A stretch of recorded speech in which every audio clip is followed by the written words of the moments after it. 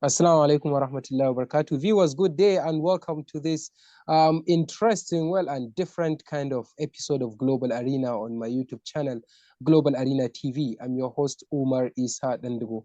I've said it's a different type of show simply because it's more of a ladies' talk or ladies' corner, if I can put it this way. I'm just here to provide a kind of moral support to my co-presenter and somebody I am introducing to the channel who will be helping me in producing many of my future programs that are coming your way. Her name is Aisha Rufa'i Jega, and she will be handling many of my interviews that we're going to be having with ladies who have made a lot of difference and who have achieved a lot of things in their lives, so that it will serve as a motivation not only to other fellow young women, but to other women, of course, many other women as a whole. So, Aisha Jiga, it's over to you. You are going to start by introducing the topic of today's discussion, and then I introduce the guest that we have. Over to you, Aisha. Assalamu alaikum wa rahmatullah. Good evening, viewers. My name is Aisha Rufa'i Jega, a level 300 student of mass communication at Maryam Abacha American University, Kano. And we are going to have an interview with Ms. RUKAYYA ALFAZAZI. The topic of this discussion is about her life in Taiwan, inshallah.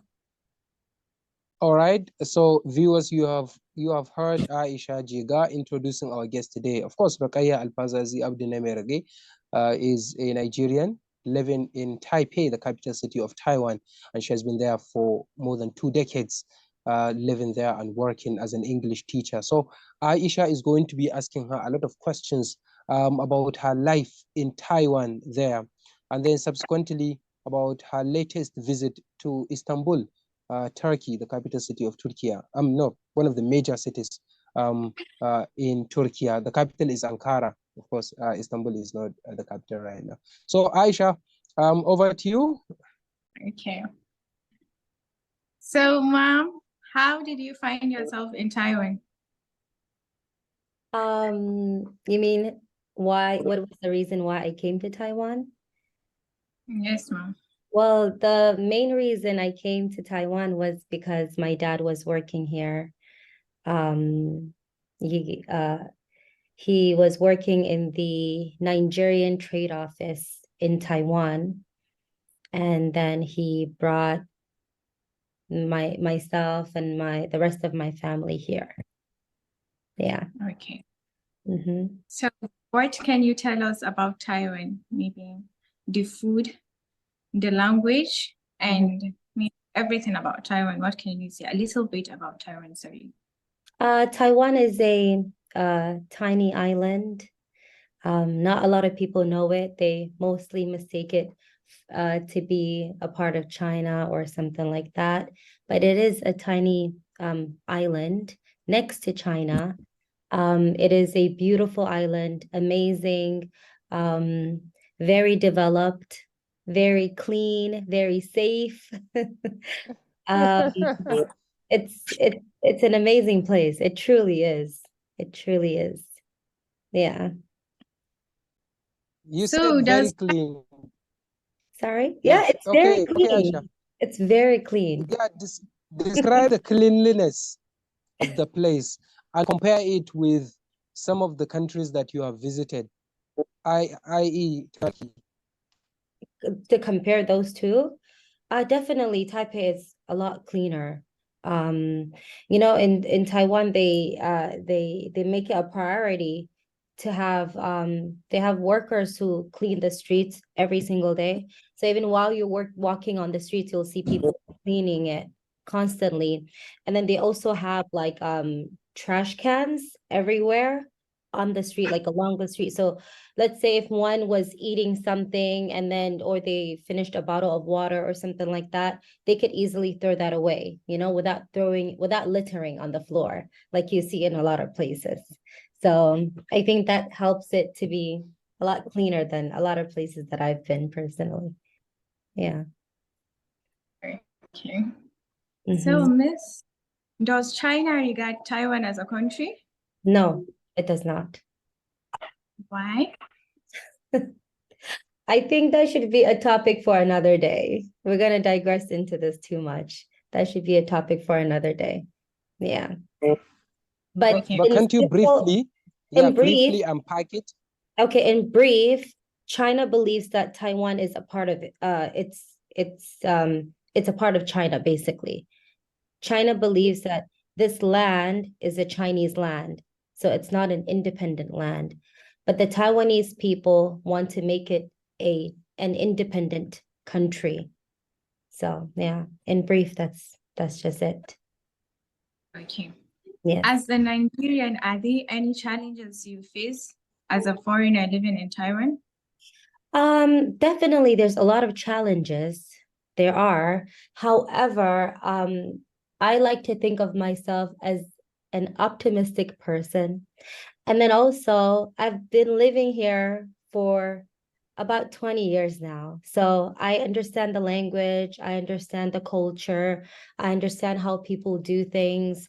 So a lot of things are not a major shock to me. So honestly, there are challenges, but I like to look at it in a brighter side, brighter things. No, Or no, itemize, please. Itemize the challenges, please.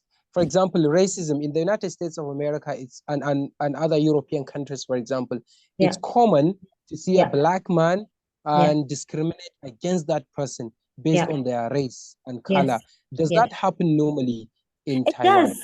It does happen sometimes, you know, people say a lot of ignorant things. Um, they say a lot of ignorant things about your skin color, your skin tone. There was an incident that happened, and a lot of things happened, but there was an incident that happened where this person literally, they saw my skin color and then they were like, oh, why are you so black? They literally said that, but they said it in Chinese. They're like, oh, why are you so black? That's what they said to me. And as if, you know, and I was like, this is, I was born like this. He's like, you're really born like this, as if it's like a shock. And then he further on went to ask if my entire body was black. Oh my God, subhanallah, that's crazy. It's crazy. And that's just a little bit of it. There's more insanity, things that they say. And sometimes for example, work related places, they would look at your skin tone. For instance, right? A white person, a Westerner, preferably white person, would easily get a better position or a job rather than somebody that was black. Yeah. So that does happen too. Like they have this rule here that if you're not from certain countries, they call it English speaking countries, that if you're not from English speaking countries, you're not supposed to teach English. So that means that, let's say if a Canadian comes to Taiwan and he doesn't know how to teach English, he would still get a job and he'll get a good paying job at that, you know, just because Because he his is coat. Canadian. Yeah, and he is white. You understand? So I think that one of the things that helps me a lot, alhamdulillah for that, is because I've grown up here, you know, and I think also the way that I speak helps me. So they take, as soon as they hear me speak, they know, okay, she knows what she's doing. So I think that helps also with me getting good jobs. And Because of your American accent. I think so. I think so. And also, you know, I think overall, if you're a nice person, you are nice to people, they'll eventually warm up to you. You know, I think that plays a part too. Yeah. I don't know whether Aisha has got a question about your style of teaching and the kind of, how you teach your students there and the kind of students that you teach. I'll leave that to Aisha. But the question I want to ask you personally is, how did you get this American accent? Did you travel to the United States of America And No, did your high school there or university? no, I've never been to the US. I've never been to the US. Oh my God. When we came here, I was around 7 years old, 6 or 7 years old when I first came to Taiwan. And then my dad enrolled us in a European school, actually. So we went to a European school. They had three sections, a German section, French section, and a British section. So we were in the British section. So basically that's where I learned all of my English and stuff like that, myself and my But siblings. you said British section, not Yes, American section. Were yes. there were there any teachers that taught using American English and No, and that's why you picked it up? no, no, no, no, no. It was mainly they taught in British English, actually. They did. They did. All of them. We had teachers from the UK, from Scotland, from where else? Yeah, just it's Yeah. it's the British system. It's not American system. Yeah. So you independently worked on getting your American accent. I never worked for it, honestly. I till now, I do not think that I have an American accent. I can say that I speak with a maybe standard way of speaking, but I personally do not take myself as someone who has an American accent. I really don't. So it's always funny when people say they're like, "Oh, are you American? Or what part of America are you from?" Like, none of Oh, you tell them Alabama. Yeah. Alabama. Because there are lots of blacks there. Yeah, I guess, or from Philadelphia or something. But Yes, of course. yes, so Yeah, Alhamdulillah. Aisha, over to you. Okay. Miss, who do you live with in Taiwan? Who do I live with? I live with my sisters. I live with my sisters. So right now in Taiwan, there's four of us. There's my brother, and then three of us sisters. And then my brother is married already. So my sisters and I are Recently, we have been hearing a lot of tension between USA, China, and Taiwan. So does that affect you in any way? Um, the thing is, this has been going on for a long time. We've been hearing about this China-Taiwan war for a long time. This, like, maybe I think for the world, this is the first time they're hearing of this, and it seems like it's really severe. But I think for us, I think ever since I could remember, this has been going on, like where China is like they're gonna come and take over. There's gonna be a war. So right now it seems like it's gonna happen because they're putting dates and like there's like, okay, in 2025 they're gonna come and all of that. So honestly, I'm just praying for the best. Let me just tell you. I don't have any plans. I'm honestly just praying for the best. Inshallah, something happens and like we don't have to have a war, things are resolved. And yeah, but in the events that something does happen, I'm not a Taiwanese citizen. Like I mean, I don't have like a Taiwanese passport. I can easily leave and go back home.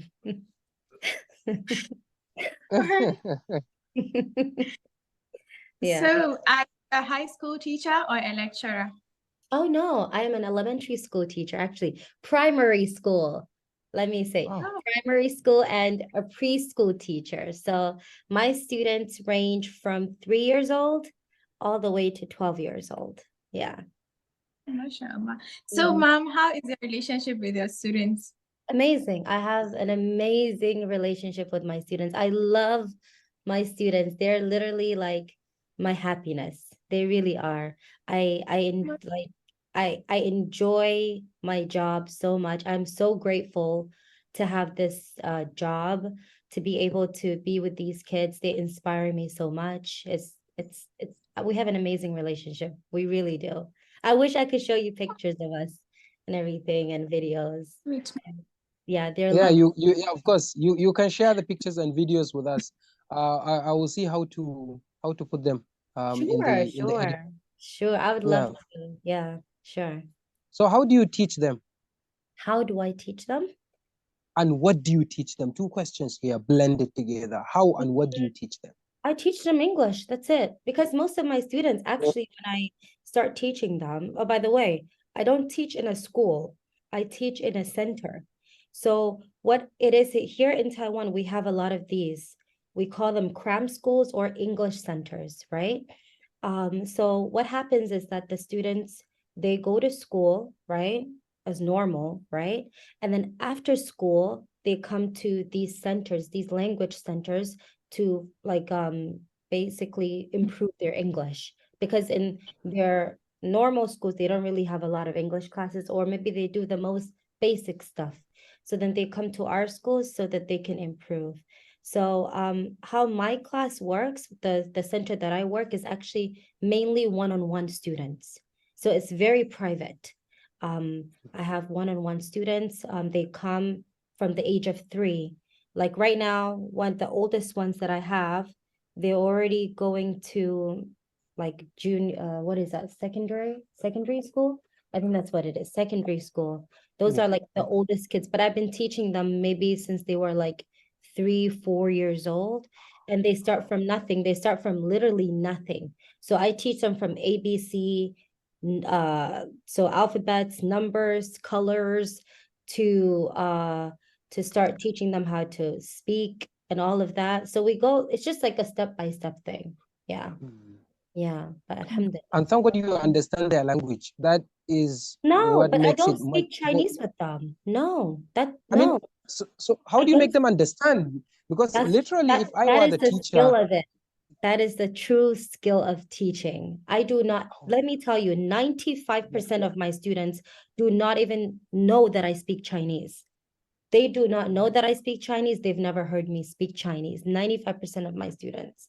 They think that I'm just there and I don't understand anything they say. So sometimes even when they speak, I just pretend I don't know what they're talking about. I make them practice. That way their listening skill improves. When their listening skill improves, their speaking improves. Yeah, that's just how my strategy is. okay. So Yeah. how do they learn? How do they move from nothing, not understanding anything in English, to something that's understanding something in English? What do you say to them, and how do you say it to them that I makes it possible for them to understand? Because Mhm. I can't wrap my head around the fact It that works. It you can works. teach somebody without interpreting in their mother tongue. It works. It works, and I've done it, and I'm still doing it. It truly works. Like I tell you, I start with those things, like teaching them color. So basically, I wish I had my tools with me. Actually, I would show you, but I have a bunch of like flashcards. We call them flashcards. So I teach them their alphabet. Yes. Yeah, I teach them. Yeah. I teach You them their said this one is alphabet. black. Yeah, like This is, literally black, yeah. white, blue, orange, green, like that. Then we go into maybe some words like maybe chair, door, just the basic stuff, right?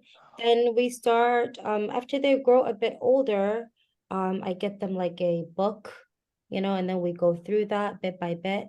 And the main thing is I just don't speak Chinese with them no matter what. So it forces them to speak, and it really works. Like I tell you, like my students all speak very well now. Alhamdulillah, mashallah. They speak really very, very well. And I'm very proud of them. Do you have any intention of coming back to Nigeria? Yes, I have family that are probably gonna watch this. So I can't really say what I really want to say. But of course, I have plans of coming back to Nigeria. I'll just leave it to that. I'm sure your dad will watch it because I'm gonna send him the link. He will watch it. He watched the last one, so I believe he's gonna watch this one too. So of Yeah, course, I have plans of coming back to Nigeria, inshallah. So Yes. this Why? question bit tough. I'm sorry, ma'am. Are you single or married? Oh, you I told me am, that you live in sisters. yes, so I am single, as you can guess. I am single. Yes, Okay, as a young Nigerian lady, do you face any pressure from parents or relatives about marriage? absolutely. Every day. Yes, I do. I do. How do you deal with that? Uh, honestly, I think it used to bother me a lot. It really does. And I think sometimes from time to time it still does, you know, because I think our people, and I'm talking about Hausa people, they have this concept that they think that certain things are your decision, you know, when they clearly are not. And we're all Muslim, right? We believe in destiny. We believe in what Allah wills for us to happen will happen, right? We believe in that. So I think that whatever is meant for me is going to happen for me, whether that is I am in Taiwan, whether that is I'm in Canada, whether it is that I'm in Nigeria. If it's meant for me to happen, it will happen for sure. So this is how I like to think about it right now. And then I don't really allow it to, I don't want to think too much about it. Yeah. So how do you respond to those people who pester you with questions about getting married? You see, the thing is, I try not to respond the way that I want to respond. I think the way that I want to respond, it's gonna come off as maybe very not polite or entitled or something. But honestly, the way that I see it is that I am living here, right? And I am working, I am respected. And if it was a man, the same thing would not be seen for this person, you know? So I just think I'm not doing anything wrong, you know? Allah sees me, and Allah knows about me. So I really, you know, there's not much that I could do, you know? Yeah, Yeah, sure, of course. exactly. Yeah, that's good. And I'm not judgmental, and so Yeah. does Aisha. So we're just asking questions. Sure. I know, I So know. yeah, sure, of course. So I will just ask one question, and I would like you to answer it maybe in 1 minute. Then we'll go to Aisha to ask her final questions. This week, I think yesterday, Thursday, or the day before yesterday, Wednesday, we celebrated the World Teachers Day, International Teachers Day. Please, what message do you have for the teachers that are teaching in Nigeria? I know the system is very hard, it's very miserable. There are so many problems, ups and downs, and then you're there in Taiwan teaching, but then in a much better environment and condition. What message do you have for them? A kind of optimistic message. Honestly, I would just say keep going, like continue teaching because the students need it, you know, the children need it. And we are teaching the leaders of tomorrow. We really are. And I think it's really sad how teachers are not respected over there. Like in Taiwan, teachers are highly, highly respected. If anybody knows about my occupation, they immediately put respect on it. Even if it's like a doctor that I meet, you know, and they ask, oh, or you go to the doctor's office, you know, and they ask, oh, what are you doing here? Or what do you do? You tell them, they immediately have respect for you, you know? So I would just tell the teachers to continue teaching, be patient, have compassion, because you really have no idea how much it means to the students, you know, to see a teacher every day who cares, who spends time with them, who loves them, and who cares for them. Yeah. Great. Okay. Jega, So, what can you say about your visit to Turkey? How did you find the Turkish? Were they nice, friendly, or rude? I love um, Turkey. I think if I could and, move, and I, yeah, okay. I love Turkey. I love, love, love Turkey. I could live in Turkey if I could, honestly. The people are nice, they're very kind, they're very warm. Um, what else could I say? It's just a lot of history. You know, I was just telling a friend, I think it was yesterday, I was telling them that I think every Muslim should go to Turkey. You know, yeah, we have the aspiration to go to Medina, to go to Mecca. Of course, you know, I would love to go to those places too. But I think another place Muslims should look at is Turkey because of the history. It truly makes you feel like a proud Muslim. All the things that you see, all the different stuff, it's just incredible. It really is. I love it there. Yeah. yeah. All right, this is going to be an episode of its own, inshallah, and we're going to talk a lot about it, inshallah. So, Aisha, we ran out of time. Finally, do your conclusion, and then we will go. Okay. My last question: Turkey, Nigeria, or Taiwan? Right now, if you're asking me right now, right this second, it would 100% be Turkey. 100%. 100%, no doubt. Yeah. Thank you so much, All right. Mom. You're most welcome. You are so lovely, mashallah. Thank you. You did amazing. Thank you Thank for you so talking much. to. Oh, Thank you so much. I answered yeah, all your questions. yes. Big sis, please, you are free to rain down as many praises on her as possible. That would serve as a motivation. She really did amazing. You did so well, and you know, you're a good listener, and it was comfortable. It was so comfortable. Like I told you, I felt like I was just talking to a friend. It's nice. Thank you so I feel like much, I'm Mom. just talking to my little sister. I think my little sister is probably your age. I think she is. Yeah. I have a little sister, Fatima, and she's your age. She's in level 100 now, right? Yeah, I think so. Yeah. Yeah, sure. Mhm. Right. Thank you very much indeed. Yeah, You're Alfazazi most Abdul welcome. Same You're most welcome. and for not for everything, of course. And many thanks, Aisha Jiga, for coming on the show for the first time. And this is not going to be your last, inshallah. We will be having these programs, inshallah. On behalf of everyone that has contributed to the production of the show, Rukayya for recording, Aisha Rufa'i Jega, thank you very much for coming on board. My name is Umar Isa Dandago, and I'm saying goodbye. We will see you very soon, inshallah. Goodbye. Goodbye. Thank you so much. You're most welcome. All Bye. right. So